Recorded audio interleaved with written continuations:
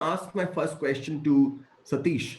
Uh, Satish, you have been working in Red Hat for a very long time, and then you took the plunge of leaving a cushy job and starting your own venture.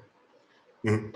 What do you need in order to do that? A lot of people in the world have cushy jobs, they're not able to leave it. What do you need to leave your job and take that plunge and just do it? Uh, there are many reasons behind it, but I think the core reason is when you spot an opportunity and you have the belief in terms of like how big and make that opportunity. I think that is where most of the decision made. At least in my case, like that is where it is. So just to give a quick background and how we ended up with Divi. I've been an open source guy from the mid '90s, and then became the engineering head for Red Hat, and while building many products, and then their focus while we're building those products is to how do we commoditize things, or how do we kind of break in the lock-ins created by some companies and kind of make it easy for people to consume those services. So everything that we did through Red Hat is focused on that one goal, saying that commoditize, be it the compute side of things, be it the storage side of things, or be it the application interfacing side of things, right? So as we're working on that area, we realized, okay, data is the next big thing, because many of the companies are focused on storing data, right? There are many storage companies out there and Red Hat also has storage solutions which only allow you to store data.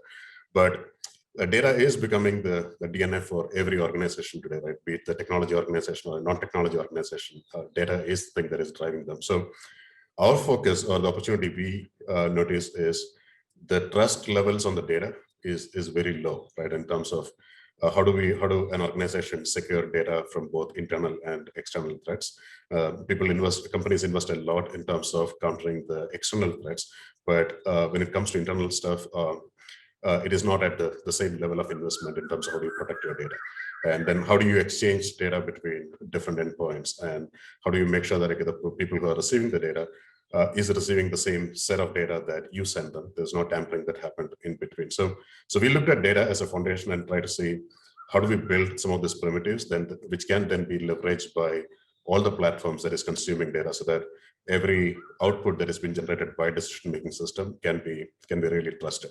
So we spot that as an opportunity, and we spot that opportunity way back in 2017. But we were very clear saying that, look, this is not something, a technology that we create as something that only Dive can do, because solving trust at the scale of internet is not something a single company can achieve. So we looked into kind of collaborating with different bodies in terms of organizations and standard bodies, and trying to um, kind of start some conversations around it, and which led to creating a couple of standards at the W3C for in terms of how does the data formats look like. Because the key is to make sure that these data, or these kind of patterns that we create, this remains interoperable, and so that any applications can consume it. And that movement kind of took a turn last year, where we formed a global foundation under the Linux Foundation called Trust Our IP. So this is like we and another 28 companies came together to form this. And the goal was like, yes, this is a common challenge many companies are trying to solve, and that is leading to different implementation, different standards, and it is also creating chaos at the market in terms of what to be used. So let's have this foundation, which will operate at a similar way how the TCP/IP standard got standardized long back. And so the foundation is not creating a new standards. It is basically consolidating all the existing standards and saying that, okay, yep, this is what you use at different layers. And that has taken a nice adoption in a way. It now has more than 200 companies around the world who's participating in it, and kind of leveraging that. So things are looking good. And if I come to Dive, with all these different blocks coming real or becoming real now, the real focus for us is to reimagine the digital transaction. When I say digital transaction, both online and offline, reimagine digital transaction with instantly verifiable data as the foundation, because that can actually make every transaction look like as frictionless as what we experience in a credit card transaction today, right? It should be as quick and as frictionless as possible. And that's like the not so short overview of like what we are doing.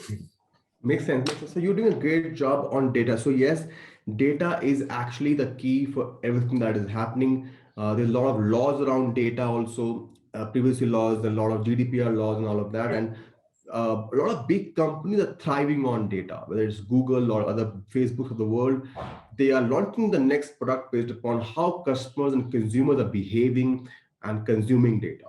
So if you are in that space, very promising, and you are trying to make a environment, make an ecosystem by joining hands with a lot of superb companies that you're already working with, 30 plus, 200 plus companies in handling data the way it has to be handled. Great work, Satish. Thank you so much. We'll talk to you more in the panel.